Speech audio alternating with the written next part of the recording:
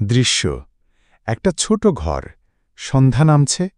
বাবা কাজ থেকে ক্লান্ত হয়ে ফিরছেন, তার মুখে ক্লান্তি, কিন্তু চোখে সন্তুষ্টির আলো। বাবা মনেই মনে, আর একটা দিন শেষ, আবার নতুন সকাল আসবে, আবার লড়াই। নিজের জন্য কিছুই চাইলাম না কখনো, শুধু ছেলেমেয়েগুলো যেন মানুষ হয়, এতেই আমার শান্তি। বাবা চুপচাপ টিফিন বক্সটা ধুয়ে রাখছেন, তখন মা আসে। তুমি একটু বিশ্রাম নাও, সারাদিন কাজ করে এলেও নিজের কথা ভাবো না।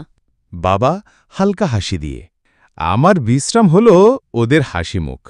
রাহুলের স্কুল ফিসটা দিতে হবে, শিলা বলছিল নতুন বই লাগবে, আমি একটু বেশি ওভারটাইম করে নেব।